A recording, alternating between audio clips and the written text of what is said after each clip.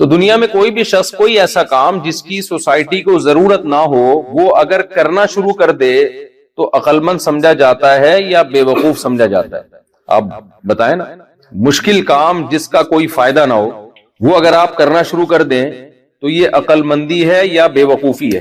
تو سب لوگ بولے زبان سے نا، تاکہ جب وہاں بھی لوگ پیچھے بیٹھے ہوئے تو تاکہ مجھے پتا چلے میرے ساتھ بیان میں شریک، اس سے آپ ایکٹیو بھی رہیں گے. اچھا، ہمارے جو لوکل لوگ ہیں نا، میں جب جیپنیز کو دیکھ رہا ہوں ایسے باریک باریک دبلے دبلے لمبے لمبے، ہمارے والے ویسے ہی ہیں جیسے وہاں یعنی ہمارے والے جو ہیں جیسے وہاں تھے بالکل ایز اٹ از یہاں پر، کوئی چینجنگ نہیں آئی ہے ان میں، 20 30 سال سے بھی ویسے کے ویسے. تو یہ لمحہ فکریہ ہے. تو میں اس کر رہا تھا کہ ایک پتھر رکھا ہوا ہے جس کا اٹھانا آپ کے لیے بہت زیادہ مشکل ہے. کوئی شخص آپ کے پاس آ کے کہتا ہے کہ اس پتھر کو یہاں سے اٹھا کے یہاں کر دو. آپ کہو گے بھائی اگر یہ راستے میں ہوتا تو میں اٹھا دیتا تاکہ راستہ کلیئر ہو جاتا. یہ تو نہ راستے میں پڑا ہوا ہے نہ کسی کو تکلیف دے رہا ہے. آپ اگر کہتے کہ اس کو اٹھا کے ٹرک میں رکھ دو، گاڑی میں لوڈ کر دو، تو میں کہتا شاید گھر میں کسی کام سے لے جا رہے ہو. تو میں اتنی محنت کر کے زور لگا کے یہ پتھر اٹھاؤں گا اور یہاں سے اٹھا کے یہاں رکھوں گا، تو آپ کائنڈلی مجھے بتا دیں کہ اس کا فائدہ کیا ہے. تو وہ جواب میں یہ کہے کہ اس کا فی الحال میرے ذہن میں کوئی فائدہ ہے نہیں. تو آپ وہ پتھر اٹھانے کی محنت کرو گے؟ اور اگر وہ بار بار یہی بات ریپیٹ کرتا رہے کہ نہیں اٹھانا ہے، کوئی فائدہ تو نہیں ہے لیکن اٹھانا ہے، تو آپ اٹھاؤ گے لیکن اس کا سر پھاڑنے کے لیے اٹھاؤ گے کہ یار میری جان چھوڑ. ایک فائدہ تو میرے ذہن میں آ گیا کہ بھئی اٹھاؤں گا اور تیرے سر پہ ماروں گا یہ پتھر. تو آپ لوگ جو ترقی یافتہ کنٹریز میں ہے نا، یہاں جب آپ آ کے دیکھتے ہیں کہ یہاں کھانا بھی ہے، پینا بھی ہے، صحت بھی ہے، کرپشن. پاکستان میں تو 20 مسائل ہیں نا. آپ بھی وزٹ کرتے ہوں گے پاکستان، صبح سے لے کے دوپہر سے لے کے شام تک باتیں کیا ہوتی ہیں ہماری.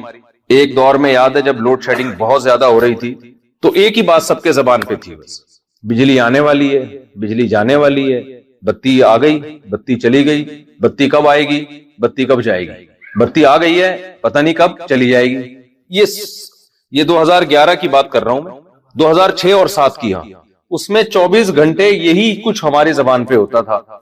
تو آپ کے تو یہ مسائل ہی نہیں ہیں. مجھے تو سمجھ میں نہیں آ رہا آپ زندگی گزارتے کیسے ہیں؟ آپ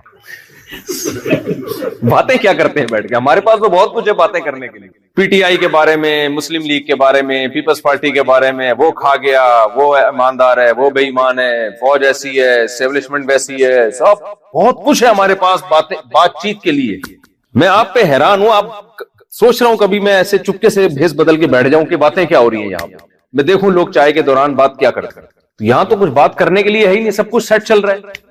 تو جس سوسائٹی میں سب کچھ سیٹ چل رہا ہو، بالکل ہر چیز اوکے کی رپورٹ ہو، سوال پیدا ہوتا ہے وہاں آپ کو قرآن پڑھنے کی، قرآن سیکھنے کی، مولویوں کو بلا کے مولویوں کا بیان سننے کی کیا ضرورت ہے؟ اب سوال سمجھ میں آیا؟ بھائی ہم یہاں کیا کریں گے؟ مہنگائی ختم کر دیں گے یہاں کیا ہو جائے گا؟ ہمارے آنے سے کیا فائدہ ہوگا؟ آپ بولو یار مولوی صاحب ہم خوش ہیں یہاں پہ، آپ لوگ بلکہ خطرہ ہے کہ وہاں سے غربت نہ لے کے آ جاؤ یہاں پہ. تو کیوں بلایا آپ نے ہمیں سننے کے لیے؟ کیوں آپ ہمارے سامنے بیٹھ کے بات سن رہے ہو؟ اور ہمیں ان کو گائیڈ کرنے کی کیا ضرورت ہے؟ دنیا نے ان لوگوں کو امام بنایا ہوا ہے ہر چیز میں. تو ہم کیوں آ کے آپ کو گائیڈ کریں؟ پاکستان سے آ کے ہم کیوں آپ کو آ کے چیزیں سمجھائیں بھئی ایسے چلو ایسے نہیں چلو؟ یہ ایک لبرل اور سیکولر لوگوں کے ذہن میں ایک بہت بڑا اشکال ہوتا ہے. اور میرا بھی جاپان پہ جو بیان تھا اس پہ کچھ لوگوں کے کمنٹس آئے ہوئے تھے، مولویوں کا کیا کام ہے جاپان میں؟ یہ نیچے کمنٹس آئے ہوئے تھے. یونیورسٹی میں بیان ہوتا ہے نا پاکستان میں، کسی بڑی یونیورسٹی میں کچھ لوگوں کے کمنٹس ہوتے ہیں کہ یہ مولویوں کو یونیورسٹی میں کیوں گھسایا ہوا ہے آپ نے، ان کا کیا کام ہے؟ اور اس طرح کے نا ہر جگہ. کل بھی میں کمنٹس دیکھ رہا تھا، کسی بیان پہ نیچے ایسے کمنٹس تھے کسی نے کہ یہ مولوی لوگوں کا کیا کام ہے؟ اچھی بلی ان لوگوں کی زندگی گزر رہی ہے، خوشی ہمیں یہاں کے بھی یہ لڑائیں گے لوگوں کو، فتوے لگائیں گے، وہ کافر، وہ مسلمان، فلاں کو طلاق ہو گئی ہے، فلاں کا طلاق نہیں ہوئی ہے. ٹھیک ہے نا؟ اور جو عاملوں کے چکر میں پھنس گئے تو پھر جن چڑیل بھوت. اور آپ نے کسی جاپانی پہ جن چڑھتے ہوئے دیکھا نہیں ہے، لیکن آپ پاکستان سے بلا لو کسی عامل کو، روحانی علاج والے کو، بزرگ کو جو روحانی علاج کرتا ہو، آپ دیکھو ہر جاپانی پہ جن بھی ہوگا، چڑیل بھی اور بھوت بھی. یہ میں آپ کو بتا دوں. اس لیے عاملوں کو نہیں بلاؤ خدا کا واسطہ، کبھی بھی روحانی عاملوں کو لفٹ نہ کراؤ. نہ آپ پہ کبھی یہاں جادو ہوگا انشاءاللہ، نہ کبھی جن ہوگا، نہ کوئی بھوت، نہ کوئی چڑیل. جس دن آپ نے کسی بابا کو بلا لیا نا دم درود کے لیے، گئے کام سے بس. تو خیر، تو میں یہ عرض کر رہا تھا بھائی آپ کو سوال ہوگا کہ بھائی اتنا اچھا ہمارا ماحول ہے، سکون سے ہنسی خوشی زندگی گزر رہی ہے، تو مولوی صاحب آپ کا کیا کام ہے یہاں پہ یار، کیا کام ہے ہمیں؟ تو دیکھو ہمارا کیا کام ہے، ہم آپ کو بتانے کے لیے آئے ہیں کہ یہ جو دین ہے نا، جو اسلام ہے، یہ قرآن ہے، یہ ہمارا ذاتی نہیں ہے، نہ میرا ہے، نہ میری لکھی ہوئی کتاب ہے قرآن کریم، نہ آپ کے قرآن کو ماننے سے، قرآن پہ چلنے سے میری ذات کو کوئی فائدہ ہے۔ اکثر بیانات میں لوگوں کو 4 شادیوں کی ترغیب دیتا ہوں نا، تو لوگ بڑا اعتراض کرتے ہیں یہ مولوی کیوں اس چیز کے پیچھے پڑ گیا ہے، تو میں لوگوں سے کہتا ہوں میرا کیا فائدہ ہے یار اس میں، اگر تمہاری 2 شادیاں ہو جائیں کوئی فائدہ ہے میرا؟ کتنی کامن سینس کی بات ہے نا کہ ایک آدمی ڈنڈا لے کے لوگوں کے پیچھے پڑا ہوا ہے، ہر بیان میں اس کا تذکرہ کر رہا ہے، یا تو اس کا کوئی مفاد ہوتا۔ نبی صلی اللہ علیہ وسلم نے جب مشرکین مکہ کو بت پرستی کے خلاف دعوت دی اور پوری قوم آپ کے اگینسٹ ہو گئی، تو اللہ نے پیغمبر سے فرمایا کہ آپ ان سے کہہ دیجئے کہ جو میں تمہیں توحید کی دعوت دے رہا ہوں اس میں میرا ذاتی کوئی فائدہ نہیں ہے، ما اسألکم علیہ من اجر، اس پہ میں کوئی اجر کا مطالبہ نہیں کرتا، نہ مجھے عہدہ چاہیے نہ مجھے پیسہ چاہیے، یہ تمہارے فائدے کے لیے کر رہا ہوں میں۔ تو جب کسی کی دعوت میں اس دعوت دینے والے کا کوئی فائدہ نہیں ہے تو اس کی دعوت کو غور سے سننا چاہیے۔ دیکھیں یہاں حلال فوڈ والے بیٹھے ہوئے ہیں ماشاءاللہ، کیا نام ہے آپ کا؟ رمضان صدیقی صاحب یہاں آپ کو حلال کے فائدے بتانا شروع کر دیں کہ حلال گوشت کھانے میں یہ ثواب ملے گا آپ کو، جنت میں جاؤ گے، حرام کھانے سے جہنم میں جاؤ گے۔ آپ کے ذہن میں آ سکتا ہے بھائی لگتا ہے یہ کیا نام بتایا، سوری، رمضان صدیقی صاحب منجن بیچ رہے ہیں، خیال ہوگا نا دل میں بھائی ابھی آج کل بڑے حلال کر رہے ہیں، حرام سے بچا رہے ہیں، اصل میں چلانا کیا ہے اپنا ہوٹل بزنس۔ ایک امام صاحب نے حج ویکینسی کھولی، ٹریول ایجنسی، سوری ویکینسی کہہ رہا ہوں، حج ٹریول ایجنسی۔ جب وہ ٹریول ایجنسی انہوں نے کھولی اپنا ان کا بزنس، تو ہر جمعے کو ان کا بیان حج کے فضائل، ٹھیک ہے نا، اور جیسے ہی حج کا سیزن آنے والا ہو بہت جذباتی بیان شروع ہو جاتے تھے، حج کا بڑے فضائل ہیں، پھر آخر میں کون کون حج کرنا چاہتا ہے، پیچھے بندہ بٹھایا ہوا تو جو چاہے اس کا نام لکھ لے، پھر اس کو بتانا بھائی ہم لوگ بھی کرواتے ہیں۔ ان پہ تو شک ہو سکتا ہے بھائی یہ اگر حج کے اتنے فضائل بیان کر رہے ہیں تو اخلاص بھی ہو سکتا ہے، لیکن اس بات کا بھی امکان ہے کہ مقصد کیا ہے بھائی اپنا بزنس۔ تو حمزہ نام ہے، رمضان ہے کیا نام، ایک تو رمضان یاد نہ، اب یاد رہے گا انشاءاللہ۔ تو رمضان بھائی اگر یہاں جو ہے، اچھا میں جب یہ بات کر رہا ہوں یہ بھی لوگوں کے ذہن میں آئے گا شاید رمضان بھائی سے میں نے کوئی کمیشن کھایا ہوا ہے، میں نے کوئی کمیشن نہیں لیا بھائی، نہ میرا کوئی ارادہ ہے، ویسے ہی مثال آ گئی۔ تو یہ بدگمانی ہو سکتی ہے کہ رمضان بھائی جب یہاں فضائل بتائیں حلال گوشت کے، آپ کہہ سکتے ہو یار لگتا ہے کہ کوئی سٹاک میں مال زیادہ جمع ہو گیا ہے، اب وہ پہنانا ہے کسٹمر۔ تو میں لوگوں سے کہتا ہوں میں 4 شادیوں کی ترغیب دیتا ہوں، میرا ٹکے کا فائدہ اس میں نہیں ہے، کوئی فائدہ میری تو ہو گئی ہے الحمدللہ، اور نہیں بھی ہوئی ہوتی تو میں بیان نہیں بھی کرتا تو بھی ہو جاتی، نہیں ہونی ہوتی تو نہیں ہوتی، ہونی ہوتی تو اس کا بیان سے تعلق نہیں ہے۔ تو میں یہ اس لیے کہتا ہوں تاکہ لوگ ہماری دعوت کو سیریس لیں کہ بھائی ہم آپ کے فائدے کے لیے، قوم کے فائدے کے لیے یہ باتیں کر رہے ہیں، اپنی ذات کے لیے یہ باتیں نہیں کر رہے۔ تو میں جب آپ کے سامنے بیان کر رہا ہوں یا علماء جب آپ کو اس کو بتاتے ہیں کہ قرآن و سنت پہ چلو، اسلام کو فالو کرو، اس میں علماء کا کوئی فائدہ نہیں ہے، دنیا کا کوئی فائدہ نہیں ہے۔ ابھی پتا ہے ان کو یہ جو ارشاد بھائی ہیں یہ مجھے کہہ رہے تھے کہ بیان ختم کرتے ہیں بس اب گھومتے ہیں جاپان میں نے کہا نہیں، اتنی دور جب آئے ہیں، حالانکہ مجھے بیان کرنے سے نا دماغ بہت بوجھ آتا ہے میرے اوپر، وہاں بھی کراچی میں جس دن بیان کی چھٹی ہو نا مجھے ایسا سکون ملتا ہے کہ بڑا مزہ آئے، تو مجھے کوئی شوق نہیں ہے ممبر پہ بیٹھ کے، کیونکہ یہ کام تو ہم کر رہے ہیں نا، جو کام کا آدمی عادی ہو جاتا ہے ویسے بھی اس میں اس کو وہ سرور تھوڑی آتا ہے، اس میں وہ تو عادت ہو جاتی ہے اس کی۔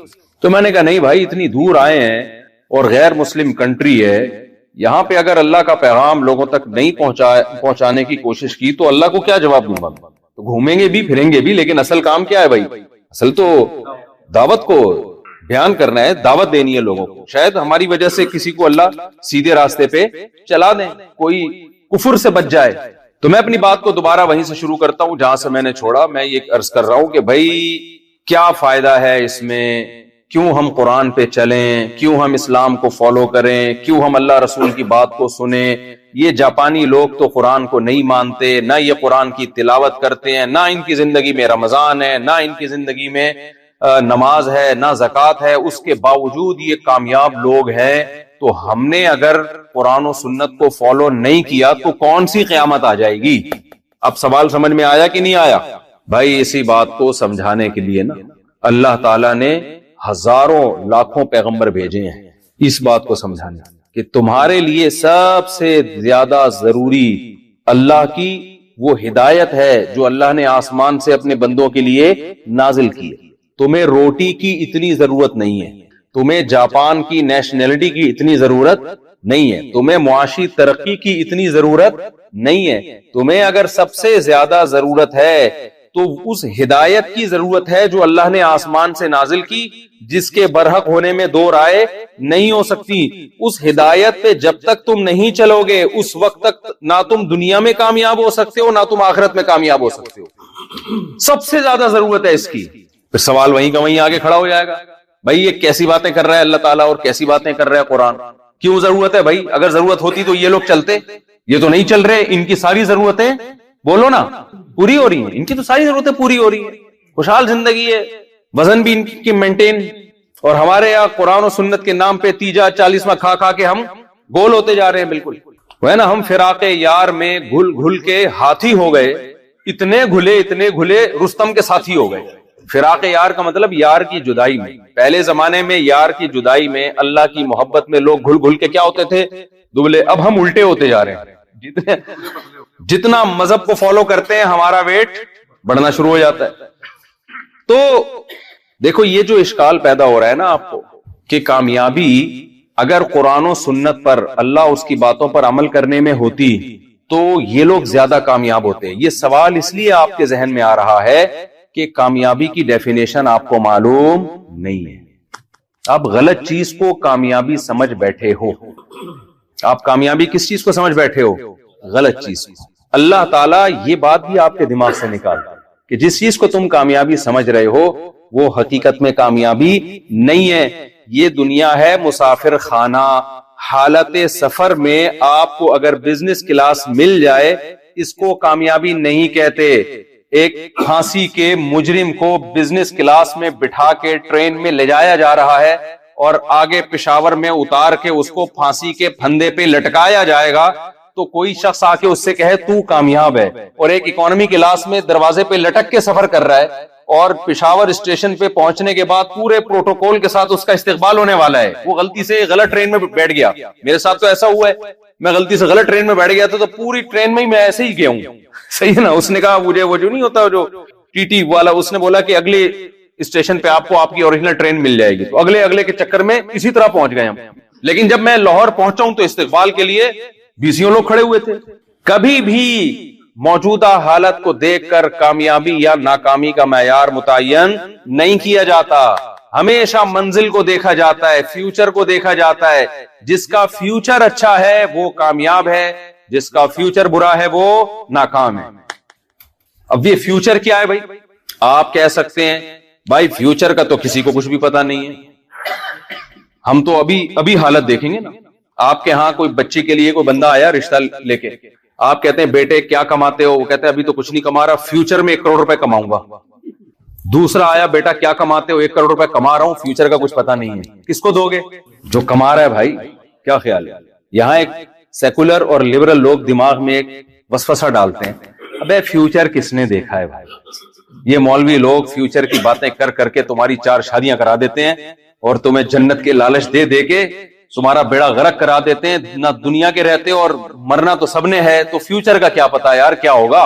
حال کو دیکھو، ابھی کون خوشحال ہے اور کون بدحال ہے، اس کو دیکھو، فیوچر کی ایسی کی تیسی۔ پھر یہی مثال ہو سکتا ہے دے دیں بھئی ایک ابھی کما رہا ہے یار، اب میں کہوں پاکستانیوں کا فیوچر بہت اچھا ہے لہذا ہم جاپانیوں سے زیادہ کامیاب ہیں، کوئی مان لے گا اس بات کو؟ بولے گا پتہ نہیں اس سے بھی بدتر نہ ہو جائے جو ابھی چل رہا ہے، ہو سکتا ہے اس سے اللہ کرے اس سے اچھا ہو جائے، امید پہ دنیا قائم ہے۔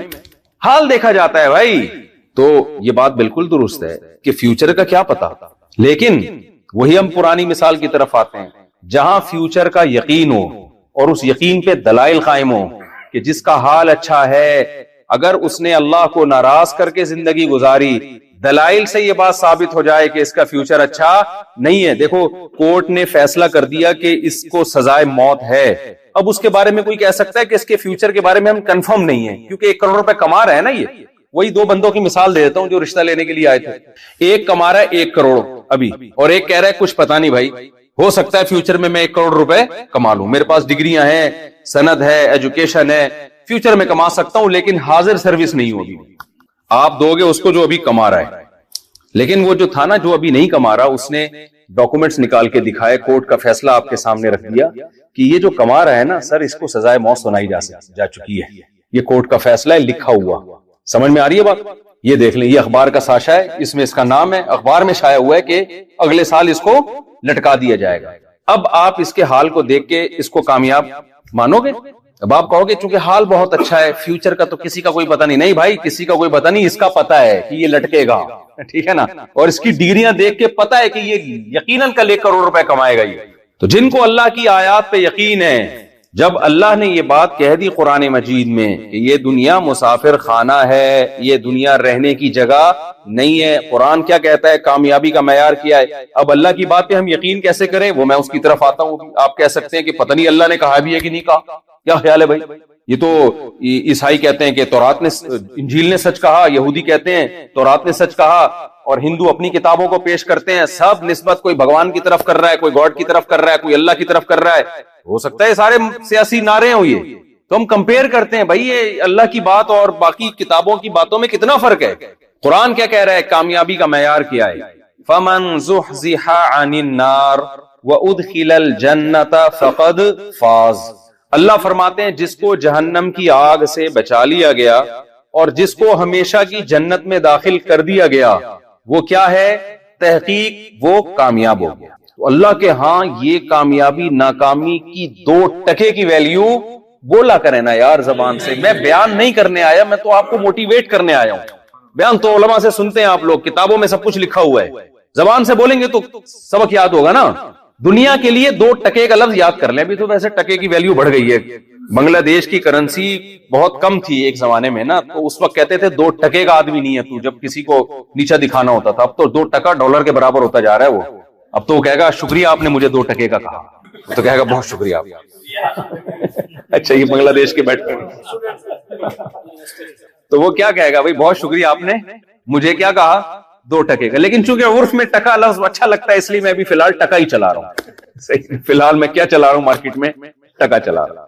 تو یہ لفظ زبان سے کہا کرو کہ اللہ کی نظر میں اس دنیا کی ویلیو 2 ٹکے کی نہیں ہے. کیوں نہیں ہے بھائی؟ دیکھو یہ جو حال کی کامیابی ہے نا, یہ وہ کامیابی ہے جو سفر میں ملتی ہے انسان. میں نے مثال دی نا بزنس کلاس, ہے تو سفر, آہستہ آہستہ منزل قریب آ رہی ہے. آپ آخرت پر یقین نہیں بھی رکھتے, موت پہ تو سب کا یقین ہے یا نہیں ہے. تو کتنے دن کی زندگی ہے بھائی یہ, جہاں آپ لائف کو انجوائے کر لو گے.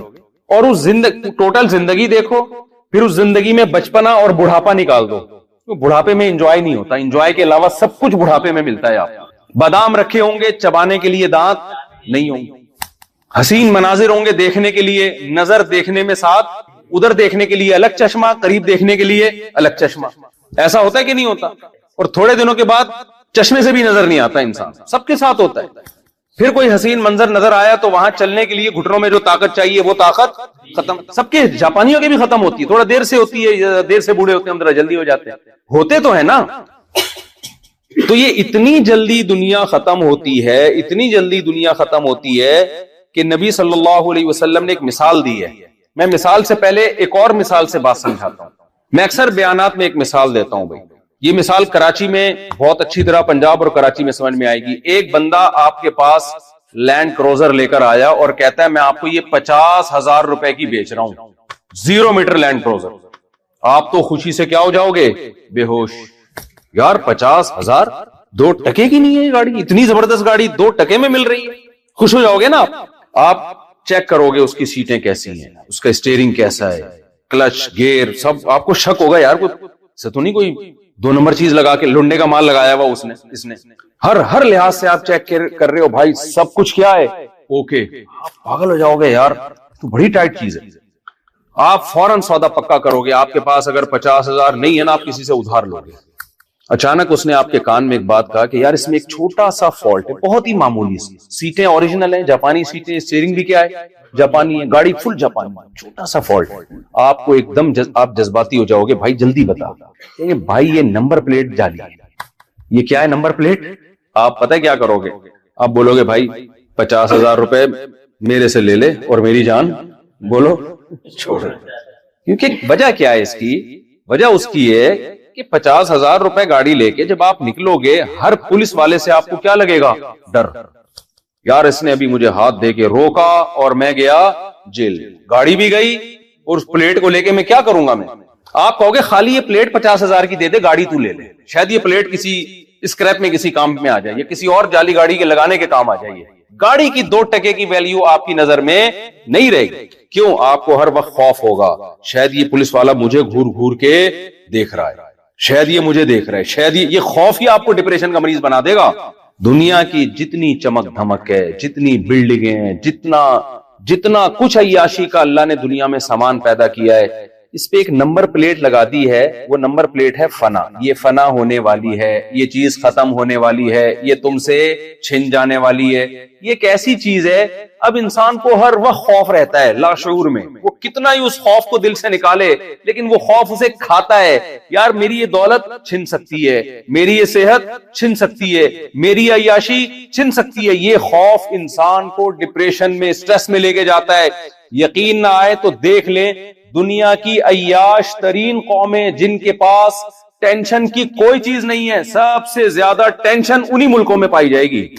کیوں؟ کچھ خوف ایسے ہیں جو گورنمنٹ کے اختیار میں نہیں ہے. گورنمنٹ لوگوں سے وہ خوف چھین نہیں سکتی. ابھی زلزلہ آیا نا جاپان میں, کیا گورنمنٹ شیورٹی دے سکتی ہے کہ زلزلہ کبھی نہیں آئے گا؟ بولو نا, کیا ہو گیا بھائی؟ یہ ہو سکتا ہے کیا؟ کیا سونامی طوفان سے گورنمنٹ بچا سکتی ہے لوگوں کو؟ کووڈ-19 جب آیا کروڑوں لوگوں کی جان لے کر گیا ہے. کس قدر خوف. یہ خوف وہی کسٹم والی نان پیڈ کسٹم جو گاڑی ہے نا اس کی طرح ہی ہے. ہر وقت کیا ہوگا؟ خوف. آپ لاشعور میں, یہ ختم ہونے والا ہے, یہ ختم ہونے والا ہے, یہ ختم ہونے والا ہے.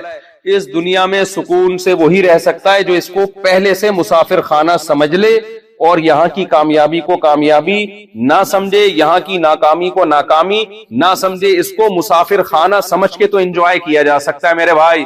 اس کو اگر اصل جگہ سمجھ لی تو انجوائمنٹ کے علاوہ آپ کو دنیا کی ہر چیز ملے گی. ایک آدمی ٹرین میں بیٹھا ہوا جا رہا ہے اور ڈبے کو اپنا سمجھنا شروع کر دیا اس نے کہ اس بوگی میں جا رہا ہوں, یہ میری نانی سے مجھے وراثت میں ملا ہے اور یہ میرا ڈبہ ہے. اب ہر اسٹیشن پہ اس کو خوف ہوگا نا, اور جیسے جیسے اس کی منزل قریب آئے گی خوف بڑھتا شروع ہو جائے گا. یار ابھی مجھے یہاں سے کیا کریں گے؟ دیکھو ایک غریب آدمی کو بزنس کلاس میں بٹھا دیا, جھونپڑی سے نکال کے کہاں بٹھا دیا؟ Business class. جیسے آپ لوگ کو پاکستان سے اٹھا کے یہاں شفٹ کر دیا گیا, تو آپ کے لیے تو ایسے ہی ہے جیسے بزنس کلاس میں آ گئے آپ لوگ. تو ایک غریب آدمی کو کسی نے کیا کیا, نہلا دھلا کے اچھے کپڑے پہنا کے بزنس کلاس میں بٹھا دیا.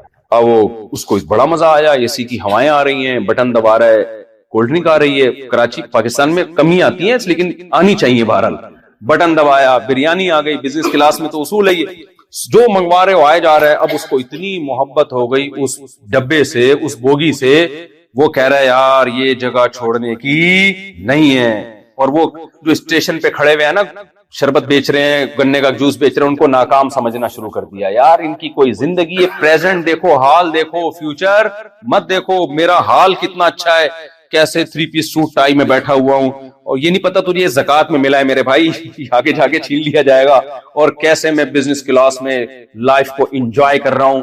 انجوائے نہیں کر رہا تو اس لیے کہ تو نے اس کو اپنا ڈبہ سمجھنا شروع کر دیا ہے. بے وقوف آدمی, جیسے جیسے منزل قریب آئے گی تجھے وہ جھونپڑی یاد آنا شروع ہوگی کہ تھوڑے ہی ٹائم رہ گیا, 1 اسٹیشن, 2 اسٹیشن, 3 اسٹیشن. یہ لوگ جو خوش ہو رہے ہیں نا 2024, اندر سے خوش نہیں ہو رہے, اوپر سے خوش ہو رہے ہیں. اندر سے پتہ ہے 1 سال زندگی کا اور ختم ہو گیا, اندر سے تو گھل رہے ہوتے ہیں. یار یہ کیا ہو رہا ہے, اس کو روکو, یہ کیوں آ گیا 2024, نہیں آنا چاہیے تھا. جتنے لوگ جنہوں نے 2024 میں خوشیاں منائی ہیں, آپ ان سے اگر مشورہ لیتے کہ ہمارے اللہ میاں سے تعلقات ہو گئے ہیں, اللہ نے کہا ہے کہ اگر تم لوگ سب اکثریت اس کو ووٹ دیتے ہو کہ 2023 پہ آ کے رک جائے, 24 نہ آئے, تو تم کیا چاہتے ہو؟ سب کس بات کو ووٹ دیں گے کہ نہ آئے, اس کو ڈیلے کر دو بھائی.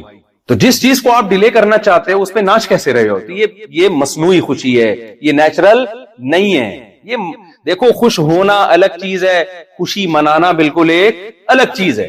خوشی منانا تو بالکل ایک الگ چیز ہے. میں تبھی تو کہتا ہوں اسلام نے جو ہمیں 2 عیدیں دی ہیں اس میں خوش ہوتا ہے انسان, خوشی منانے کی ضرورت نہیں رہتی. خوش ہوتا ہے اس لیے مناتا ہے, اور ایک ہوتی ہے بلا وجہ تکلف کر کے منا رہا ہے خوشی, کوشش کر رہا ہے خوش ہونے کی. جب خوش ہونے کی ریزن نہیں ہوتی تو پھر خوش ہوتا نہیں ہے انسان. آپ کو کوئی شخص لطیفہ نہ سنائے اور کہے ہنسو, کوئی ایکٹر ہوگے تو آپ مصنوعی ہنسی ہنس لوگے, ورنہ نارمل آدمی کے لیے ایسے موقع پہ ہنسنا بہت مشکل. بھائی آپ کسی کو ہنسانا چاہتے ہو تو اس کو ہنسنے کا آرڈر مت دو, ہنسی کے اسباب پیدا کرو. لطیفہ سنا دو کوئی خاندانی قسم کا, جیسے آپ لوگ مجھے لگ رہا ہے بور, تو میں ایک سنا دیتا ہوں ابھی, قبرستان والا, بھائی عبد الغفور والا. کیونکہ میں جب ایئرپورٹ پہ آیا تھا نا, تو وہ جو ایئرپورٹ کے سیکورٹی آفیسر تھے مجھے سائڈ پہ لے گئے, چائے پلایا, انہوں نے بولا میں جتنا ڈپریشن میں تھا مفتی صاحب ایک لطیفہ میں نے آپ کا سنا ہے اور میں بالکل کیا ہو گیا, فری ہو گیا. وہ میں سناتا تھا نا, ایک قاری صاحب بیمار نہیں ہوتے تھے, تو بچوں نے شرارت کی کہ بیمار ہوتے نہیں ہیں, چھٹی کرتے نہیں ہیں, تو قاری صاحب قبرستان سے گزر کے ہمیشہ کہتے السلام علیکم یا اہل القبور. تو ایک بچہ قبر کے پیچھے چھپ کے بیٹھ گیا, قاری صاحب گزرے السلام علیکم یا اہل القبور, پیچھے سے بچے نے آواز دی وعلیکم السلام بھائی عبد الغفور. تو قاری صاحب کیا ہو گئے, بے ہوش, کہ بھئی قبر سے آج کیا آ گیا, ریپلائی آ گیا. تو اب دیکھو میں نے خوشی کا سبب پیدا کیا تو آپ کیا ہو گئے. اگر میں آپ کو آرڈر دیتا آپ ہنسیں 2-3 دفعہ, آپ کہتے ہیں مولوی صاحب آپ کے اوپر کا سیٹنگ مجھے ہمیں لگتا ہے کہ بیان کر کے اندر سے سیٹنگ کیا ہو گئی ہے, دماغ خشک ہو گیا آپ کا, کو بادام پستے کھاؤ تھوڑا سا. کیا مجھے بولنے کی ضرورت نہیں ہے آپ کو خوش کرنے کے لیے, لطیفہ سنا دوں گا آپ سب ہنس پڑیں گے. تو خوب سمجھ لو یہ جو نیو ایئر پہ خوشی منا رہے ہیں, ہیپی برتھ ڈے کی خوشی, یہ سب ٹوپی ڈرامہ ہے, یہ مصنوعی ہے, تو خوشی کا سبب نہیں ہے. میں اکثر مثال دیتا ہوں, دیکھو اسلام کی 2 عیدیں اور غیر مسلموں کے تہواروں میں بڑا فرق ہے. غیر مسلموں کے جو خوشی کے دن ہے نا, ان میں خوش ہونے کی کوئی وجہ نہیں ہوتی, ایویں ہی خوشی منا رہے ہوتے. جیسے کرسمس کو دیکھ لو, آپ کہتے ہیں جی حضرت عیسیٰ علیہ الصلوۃ والسلام اس دن پیدا ہوئے, اول تو ایسا ہے نہیں لیکن چلو فرض کر لو, تو وہ تو 2000 سال پہلے پیدا ہوئے نا, اب تھوڑی ہو رہے ہیں پیدا. کیا خیال ہے بھائی, عید میلاد النبی پہ بھی اسی طرح کے بھی پیدا ہوئے تو ہو گئے نا. خوشی تو اس چیز کی ملتی ہے جو اب ہو رہی ہے. اسلام نے جو آپ کو عیدیں دی ہیں, عید الفطر اور عید الاضحیٰ, دونوں میں اوریجنل خوشی ہوتی ہے آپ کو. عید الفطر میں اس بات کی خوشی, 1 مہینہ آپ نے روزے رکھے, آدمی کنٹینیو جب 1 مہینہ روزہ رکھتا ہے نا, ٹینشن میں آتا ہے لازمی, ساری کھانے پینے کی روٹین چینج ہو جاتی ہے, آؤٹ ہو جاتی ہے. اس کے بعد چھٹی ملتی ہے کہ کل سے کھانا پینا اسٹارٹ. ایسا ہی ہے جیسے شادی میں کراچی اور پنجاب میں جو یہ بہت ہمیں دیکھنے کو ملتا ہے, بٹھایا ہوا تھا باراتیوں کو, اور جب تمبو کھلتا ہے تو کیا خوشی ہوتی ہے کہ نہیں ہوتی. دیکھ کے ڈھکن جب کھلتے ہیں تو ان کو بتانا پڑتا ہے خوش ہو جاؤ, کہتے ہیں آپ کے مشورے کی ہمیں ضرورت نہیں ہے. ایسے دیکھ کی طرف بھاگتے ہیں نا لوگ, ایک عجیب سین ہوتا ہے. آپ یوٹیوب پہ دیکھ لیں ویڈیوز پڑی ہوئی, وہ تو ضرورت کیا, آپ سب بھگتے ہوئے, ہم سب بھگتے ہوئے. تو اللہ میاں کیا کرتے ہیں, دیکھ کا ڈھکن عید کے دن کھول دیتے ہیں. بھائی تم صبح 4 بجے کھاتے تھے, کوئی ٹائم نہیں ہے صبح 4 بجے کھانے کا, کیونکہ کھانے کا نیچرل, پوری دنیا میں کوئی بھی قوم صبح 3:30-4 بجے نہیں کھاتی, نہ ناشتے کا ٹائم ہے نہ لنچ, اس کھانے کے لیے کوئی نام ہی نہیں ہے دنیا کی ڈکشنری میں. اس ٹائم کھاتے ہیں ہم رمضان میں, عجیب ہی, اور سارا دن بھوکے پیاسا. تو پھر 1 مہینے کے بعد اور پھر تراویح پڑھتے ہیں, پھر 1 مہینے کے بعد اللہ کی طرف سے چھٹی. تو مادی خوشی بھی ہوتی ہے, روحانی خوشی بھی ہوتی ہے. مادی خوشی یہ ہوتی ہے کہ اب کھانے پینے کی ہمیں چھٹی مل گئی, اور روحانی خوشی یہ ہوتی ہے کہ 30 روزوں کا اجر اللہ نے ہمارے اعمال میں لکھ دیا. کوئی تو ڈھنگ کا کام کیا ہم نے اللہ کو خوش کرنے کے لیے, کچھ تو کیا.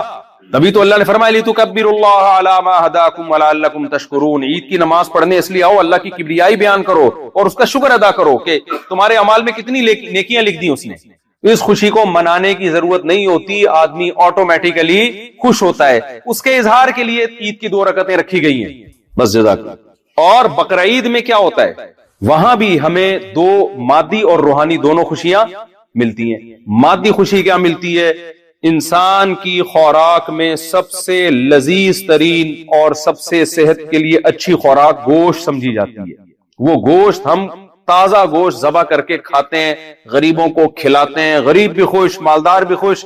یہ تو جسمانی خوشی ہے, کیونکہ جتنے بھی لذیذ کھانے ہیں وہ سب کس سے بنتے ہیں, گوشت. کبھی آپ نے دیکھا ولیمے میں دال چاول کھلایا ہو کسی نے, ہے بھائی آج ہمارے بیٹے کا ولیمہ ہے, کیا پکے گا, بھنڈی پکائیں گے ہم آپ کے لیے. آدمی کہتا ہے یار ولیمے میں تو بکرا دمبا, یہاں سے بات شروع ہوتی ہے بکرے دمبے سے. ہر خوشی کے موقع پہ کیا ہے, گوشت الذ اللذات ہے. لذتوں میں سب سے لذیذ چیز کیا ہے, گوشت ہے. تبھی میں ہندوؤں سے کہتا ہوں ایک دفعہ کھاؤ, مزہ نہ آئے پیسے واپس.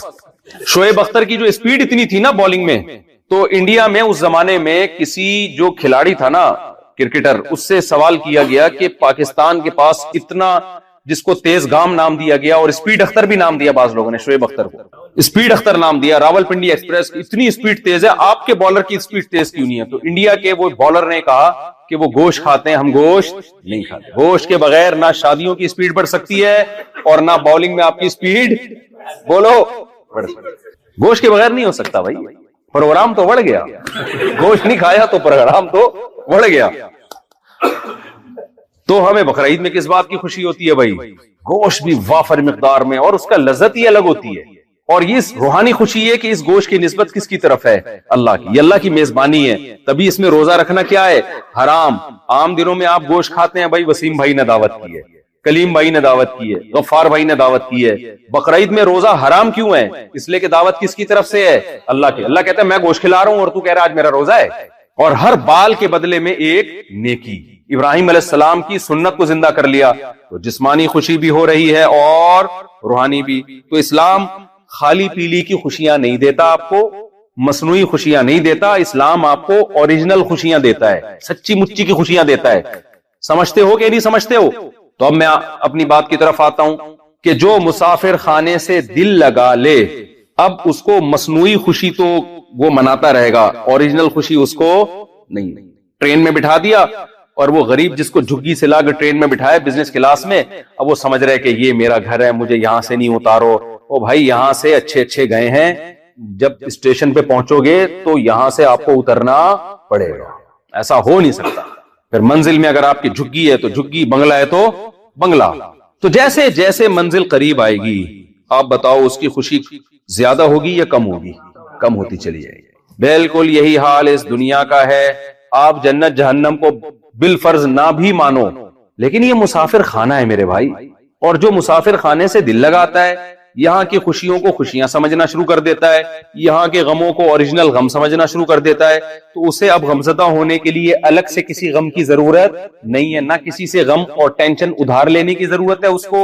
اس کو غم خود بخود اس کے اوپر مسلط ہونا شروع ہو جائیں گے. یقین نہ ہے تو دیکھ لو نا، ترقی یافتہ ملکوں میں خودکشیوں کے ریشو سب سے زیادہ ہے، سب سے زیادہ. تو اسلام آپ کو اوریجنل خوشی سکھاتا ہے. وہ اوریجنل کیا ہے؟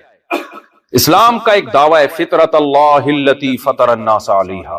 کیا خدا کی قسم، صرف ایک یہ آیت ہی اسلام کے برحق ہونے کے لیے دلیل کے طور پہ کافی ہے. محمد صلی اللہ علیہ وسلم 1400 سال پہلے جو نہ لکھنا جانتے تھے نہ پڑھنا جانتے تھے، ایک ایسا دین لے کر آئے کہ آپ نے فرمایا یہ دین جو ہے انسان کی نیچر اور یہ دین ایک ہی چیز کے دو نام ہیں.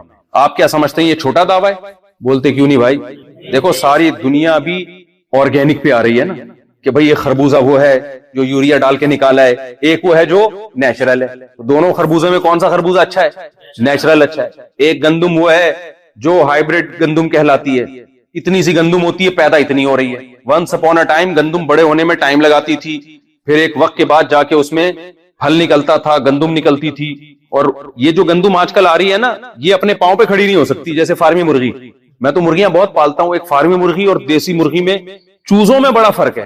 فارمی چوزے کو جہاں بٹھائیں گے بیٹھ جائے گا، پولیس آئے گی اس کو اٹھانے کے لیے.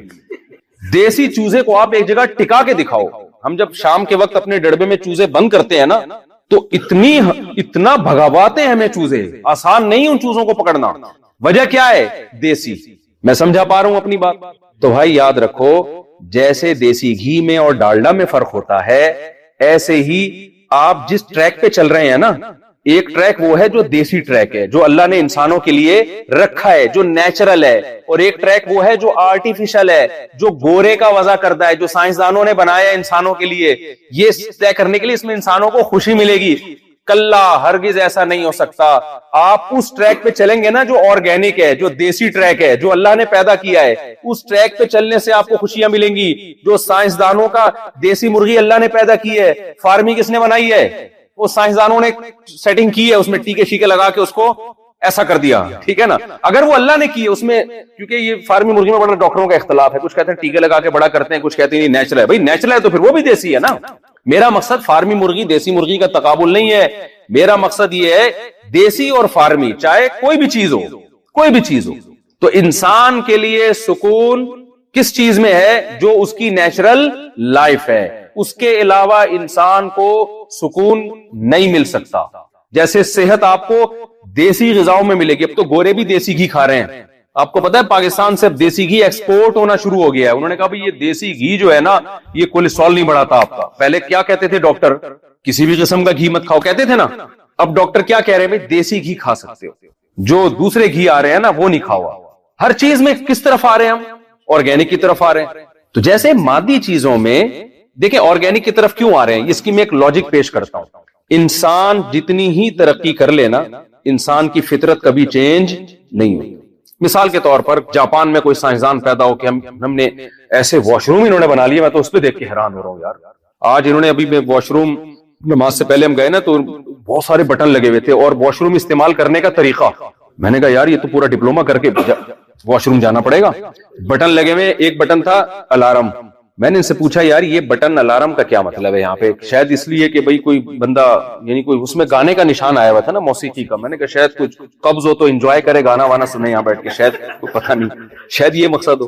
بھئی قبض ہے تو اب چلو یہ بٹن دباؤ گے تو گانا لگ جائے گا. تو میں نے ان سے پوچھا, ہمارے ساتھی تھے, انہوں نے کہا بھائی یہ بٹن غلطی تھے, میں تو ایک دفعہ دبا چکا ہوں. جیسی میں نے دبایا تھا ایمبولینس آ گئی, پولیس آ گئی, ایمرجنسی. یہ ان لوگوں کے لیے جو بیچارے بوڑھے لوگ ہوتے ہیں, واش روم میں کوئی اٹیک ہو گیا کچھ ہو گیا تو سارا عملہ حرکت میں فوراً پہنچ جاتے ہیں یہ لوگ. تو کہہ رہے پھر میں نے بتایا میں تو چیک کر کے دیکھ رہا تھا یہ ہے کیا, اور پانی اور ٹیکنیکل قسم. اب جاپان کے سائنسدان جو تھے انہوں نے کیا کہا, آپ نے کہا یار ایسی ٹیکنیکل چیزیں بتا رہے ہیں زبردست. تو اب ایک سائنسدان اٹھا, اس نے کہا کہ بھائی آپ نے اس سائنسدان کو دیکھا کہ اب وہ کیا کر رہا ہے, روٹی کھا رہا ہے یا برگر کھا رہا ہے, جو بھی کھا رہا ہے دانتوں سے چبا چبا کے نگل رہا ہے. آپ نے اس سائنسدان سے کہا یار تم لوگوں نے اتنی ترقی کر لی, کھاتے تم ابھی بھی پینڈوؤں کی طرح ہی ہو. ہم بھی پینڈوؤں کی طرح چبا چبا کے روٹی کو گھماتے ہیں, حلق میں اتارتے ہیں, پھر ہضم ہوتا ہے, پھر 4-6 گھنٹے کے بعد کہاں جاتے ہیں, واش روم. اور ہم بھی گندم کھاتے ہیں, تم بھی گندم کھا رہے ہو, ہم بھی مکئی کھاتے ہیں, تم بھی کیا کھا رہے ہو, مکئی. ہم بھی گوشت کھاتے ہیں, تم بھی گوشت. تو یہ کیا ترقی ہے, یہ تو آدم علیہ السلام بھی کھاتے تھے 10,000 سال پہلے, اسی طرح کھاتے تھے, اسی طرح دانتوں سے چباتے تھے, اسی طرح پیاس لگتی تھی, اسی طرح پانی پیتے تھے, پھر وہی واش روم, پھر وہ قضائے حاجت. اب تو سائنس نے بہت ترقی کر لی ہے, اب تو کوئی بوتلیں لگاؤ آپ, یا کوئی اسپرے ہونا چاہیے, یا کوئی بیٹری ہونی چاہیے جس سے آپ چلو. اب آپ کو بھوک لگی, آپ نے بیٹری میں اپنا ہاتھ رکھا اور بھوک کیا ہو گئی, بولو نا بھائی ترقی ہو گئی ہے نا, ترقی ہو گئی ہے. پرانا اسٹائل تھوڑی, گندم کیوں کھا رہے ہو, اب تو آپ پلاسٹک کھاؤ. کیا خیال ہے, تو پلاسٹک کی روٹیاں ہونی چاہیے. گندم تو ونس اپون اے ٹائم 20,000 سال پرانا انسان گندم اور چاول اور یہ سب چیزیں کھایا کرتا تھا, چباتے. دیکھو سب ہنستے, ہم جب چھوٹے بچے تھے نا تو ہم لوگ انگریزوں کو تو دیکھا نہیں تھا ہم نے, تو ہمیں بتاتے تھے انگریز ایسے ہوتے ہیں, امریکہ ایسے ہوتا ہے. تو ہم نے کہ ٹی وی میں گورا دیکھا تو ایسے ہی ہنس رہا تھا جیسے ہم ہنستے ہیں. تو میں نے اپنے بڑوں سے پوچھا ہنستے تو ایسے ہی ہیں جیسے, انگلش میں کیوں نہیں ہنس رہے یہ. میرا مقصد یہ تھا, میرا خیال یہ تھا ہنستے سب اردو میں ہی ہیں پوری دنیا, ہنستا کوئی دوسری زبان میں نہیں ہے, ہنستے سارے اردو میں ہی ہیں. پھر بتایا ہوئے یہ اردو میں نہیں ہنس رہے, ان کی ہنسی تو ایک ایسی چیز ہے جو اس کی کوئی زبان نہیں ہوتی. تو اب جاپان کے سائنسدان نے اتنی ترقی کر لی اور وہ یہ کہنا شروع کر دیں کہ جی اب ہم پلاسٹک کی روٹیاں کھائیں گے, اب ہم دانتوں سے چبائیں گے نہیں, ہم گرینڈ کریں گے. یہ چبانا وبانا پرانے زمانے میں ٹائم لگتا تھا بھائی, دانت اس لیے تھے. اب سائنس نے اتنی ترقی کر لی ہے بلکہ اب تو گلوکوز کے انجیکشن لگیں گے بس. ظاہر ہے مریضوں کو تو لگا دیں گے 2-4 دن, اس کے بعد ڈاکٹر کیا کہے گا, بھائی تو کھانا پینا شروع کر, یہ گلوکوز کی بوتلوں پہ زیادہ عرصہ نہیں چلے گا. کیوں بھائی, کیا وجہ کیا ہے؟ سائنس نے اتنی ترقی کر لی, ابھی بھی گندم کھانی ہے, ابھی بھی مکئی کھانی ہے, ابھی بھی جو کھانی ہے, ابھی بھی گوشت کھانا ہے, دانتوں سے چبانا ہے. وہی پروسیس جو 20,000 سال پہلے تھا, پھر یوں کر کے پیٹ میں وہ کھانا جائے گا, پھر وہ ہضم ہوگا, پھر آپ کو واش روم جانا پڑے گا.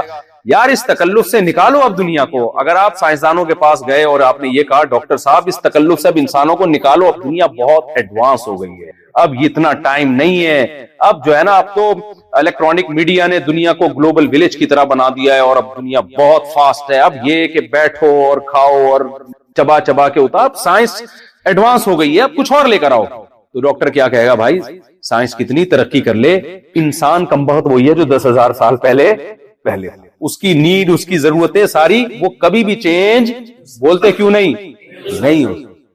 بلکہ پہلے فطرت کے زیادہ قریب تھا, لمبی عمریں تھیں. اب فطرت سے دور ہو گیا تو عمریں کیا ہو گئی ہیں, کم ہو گئی. بلکہ کہے گا آپ کو, ڈاکٹر کہے گا کہ بھائی آپ جتنی مرضی ترقی کر لو لیکن لائف اسٹائل جتنا پرانے زمانے کے انسان کے مطابق ہوگا اتنا اچھا ہوگا.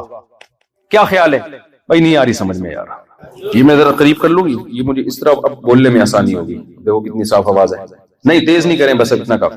تو مجھے ایک بات بتائیں, جو ماہر ڈاکٹر ہے وہ کیا کہے گا کہ بھائی سائنس کتنی ترقی کر لے، آپ کا جو خوراک کا اور رہن سہن کا اسٹائل جتنا قدیمی طرز پہ ہوگا اتنا زیادہ آپ کی صحت اچھی ہوگی۔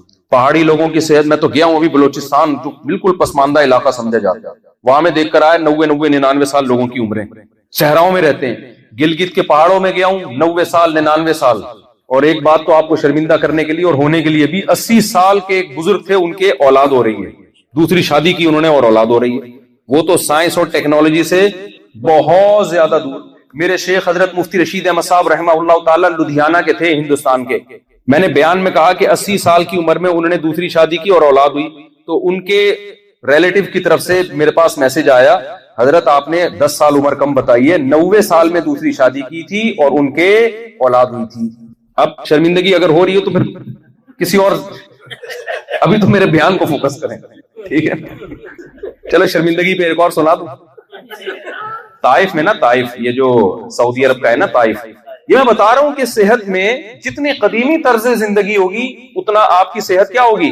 اچھی ہوگی۔ تو یہ میں سمجھانا یہ چاہ رہا ہوں کہ اسی طرح میرے بھائی جو فطرت ہے نا، جس پہ اللہ ہمیں چلانا چاہ رہے ہیں، جس سے ہم جدید اس زندگی کی وجہ سے اس فطرت سے دور ہو گئے ہیں، تو ہماری روحانی زندگی بھی اسٹرانگ اور سکون اور مینٹلی بھی ہم اسٹرانگ اسی وقت ہوں گے جب اسی فطرت پہ چلے جو صدیوں پہلے آدم علیہ السلام کو اللہ نے جو فطرت دی تھی، جو راستہ دیا تھا، موسیٰ علیہ السلام کو، داؤد علیہ السلام کو، سلیمان علیہ السلام کو، محمد صلی اللہ علیہ وسلم کو، جو اللہ نے راستہ بتایا قرآن میں اور حدیثوں میں جو راستہ ہے، اسی پہ چلیں گے تو سکون ملے گا آپ کو۔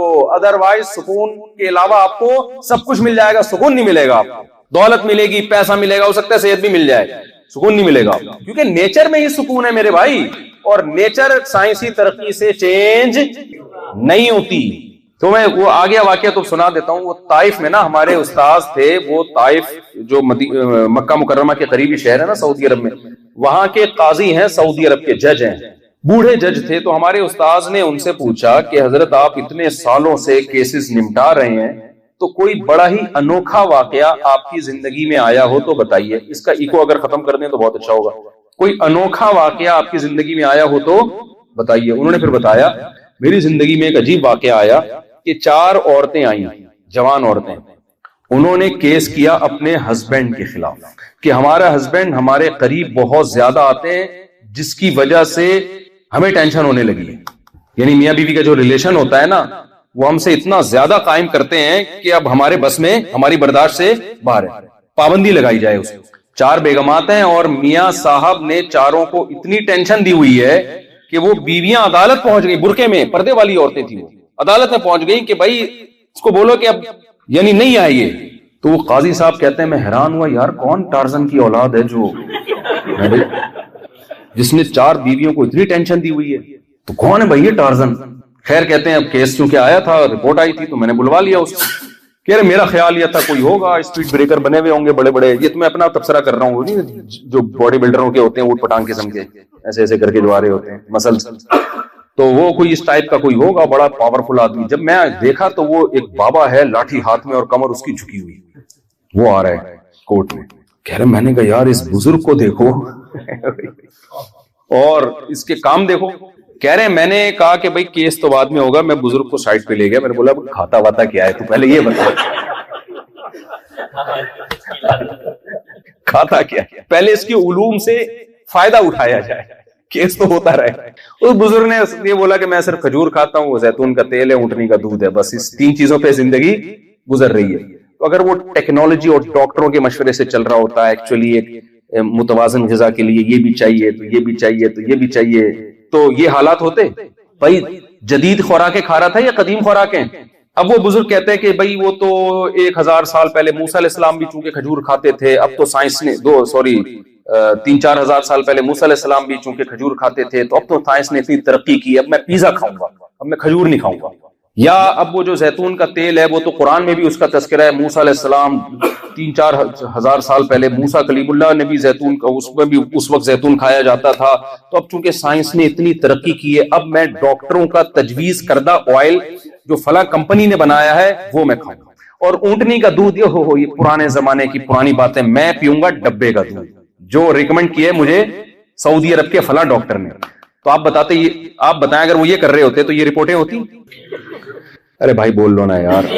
یہ رپورٹیں ہوتی, یہ رپورٹیں اس لیے نہیں تھی کہ انہوں نے بولا خوراک میں نیچر کو فالو کرنا ہے, جدت کو فالو نہیں کرنا. جدت ڈبہ ہے اور نیچر بھینس اور گائے کا تازہ دودھ ہے. جدت ڈالڈا ہے, ڈالڈا کمپنی نہ کیس کر دے, ڈالڈا جو بھی کیس, جتنے بھی کوکنگ آئل آ رہے ہیں نا, نیچرل دیسی بول لینا بھائی کیا ہو گیا, دیسی گھی ہے. اگر آپ دیسی گھی کھا کے بیٹھے ہوتے تو مجھے بار بار یہ بولنے کی ضرورت نہ پڑتی کہ بولیں آپ, خود آپ میں اتنا کرنٹ ہوتا کہ آپ بڑھ چڑھ کے بول رہے ہو.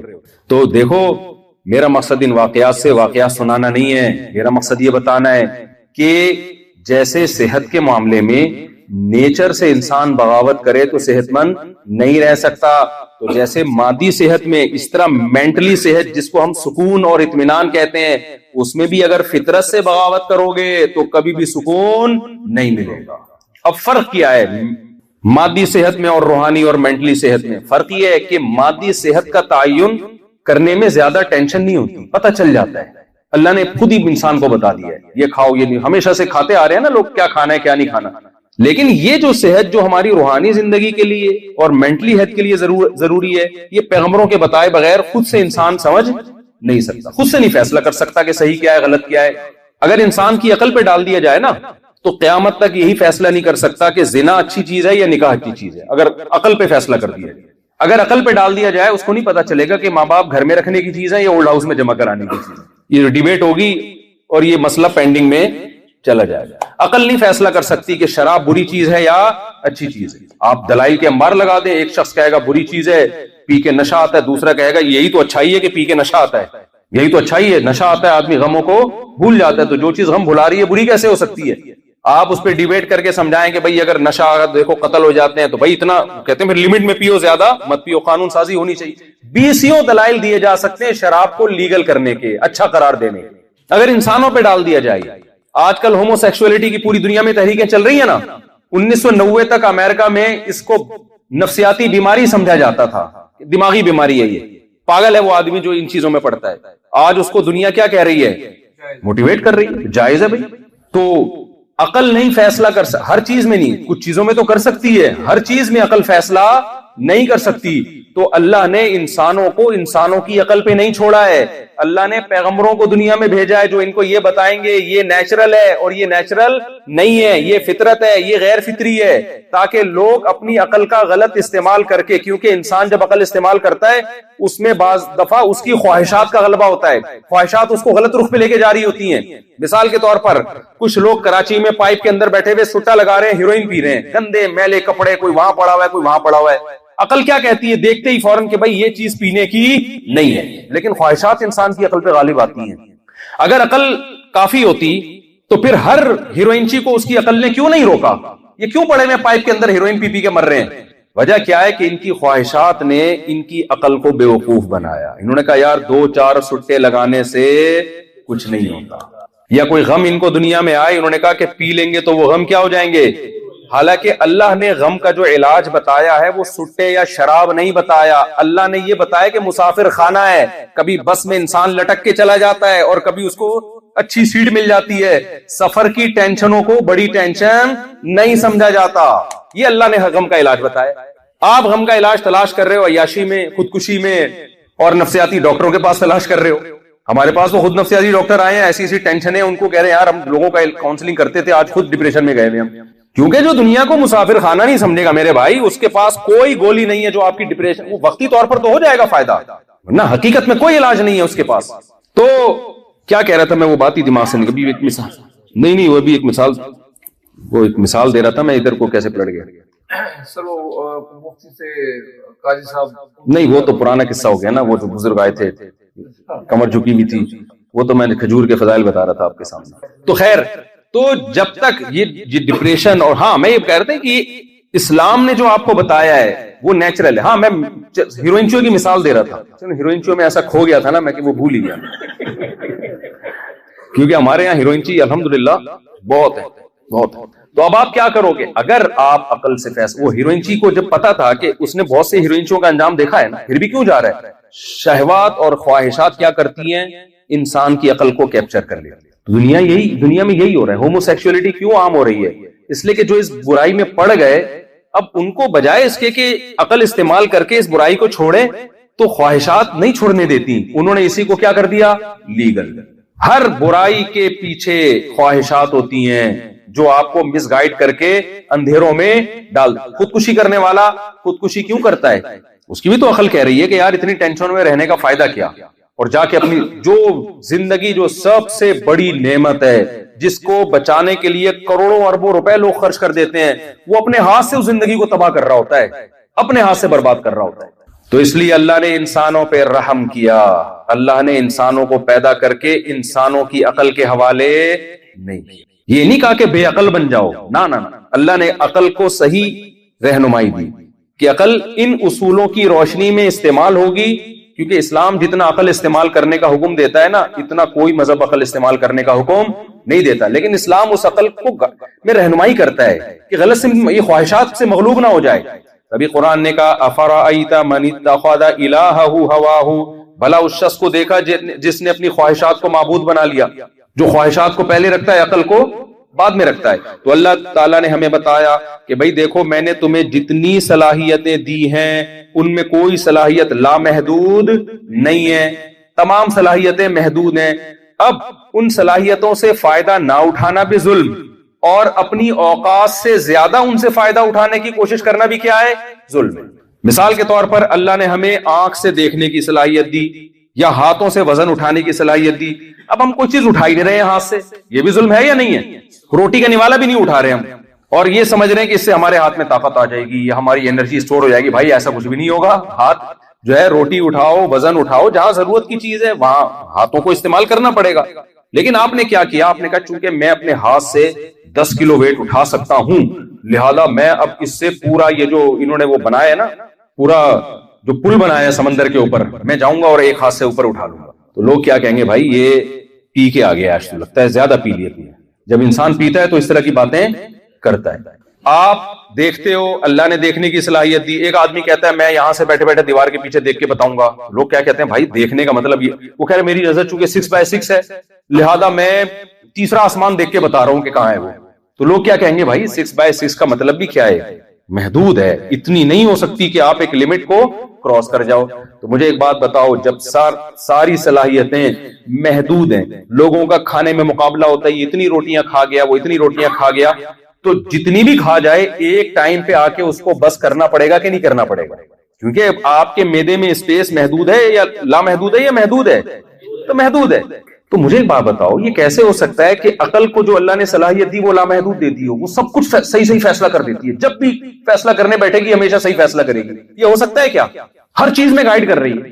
جن کے پاس مذہب نہیں ہے، اسلام نہیں ہے، وہ صحیح اور غلط کا، اس کو سیدھا کر دیں، جن کے پاس مذہب نہیں ہے، اسلام نہیں ہے، وہ ہر چیز میں صحیح غلط کا فیصلہ کس سے کرتے ہیں؟ میں اشارہ کر کے بھی بتا رہا ہوں پھر بھی آواز نہیں آ رہی، دماغ سے کرتے ہیں نا، عقل سے کرتے ہیں ہر چیز میں۔ ان سے پوچھا جائے یہ صحیح غلط ہے، کہتے ہیں عقل سے فیصلہ کرتے ہیں۔ کیسے ممکن ہے کہ ہر چیز میں ہر جگہ انسان عقل استعمال کرے؟ اس کی مثال ایسے جیسے ہمارے پاکستان میں کچھ اسکالرز ایسے آ رہے ہیں، مذہب کے بارے میں پوچھو رپورٹ پیش کریں گے، عمران خان کے بارے میں پوچھو رپورٹ پیش کریں گے، فوج کے بارے میں پوچھو پوری رپورٹیں پیش کریں گے، نواز شریف کے بارے میں پوچھو پوری رپورٹ پیش کریں گے، پھر امریکہ کے بارے میں پوچھو ان کو پتا ہے، جاپان کے بارے میں پوچھو ان کو پتا ہے، صحت کے بارے میں ٹپ ان سے پوچھو ان کو پتا ہے۔ تو آدمی کیا کہتا ہے؟ ابے یہ کیا تو ماں کے پیٹ سے کوئی بڑا عالم بن کے پیدا ہوا تھا؟ پاکستان میں ہر آدمی کو سب کچھ پتا ہے یا نہیں پتا؟ مجھے بتاؤ۔ کبھی کوئی یہ نہیں کہے گا کہ یہ میرا شعبہ نہیں ہے، اس کے بارے میں مجھے نہیں پتا۔ ہر آدمی کو دنیا کی ہر چیز پتا ہے پاکستان میں۔ تو اصول یہ ہے کہ جس شخص کو سب کچھ پتا ہے نا، یہ اس کی علامت ہے، اس کو کچھ بھی نہیں پتا۔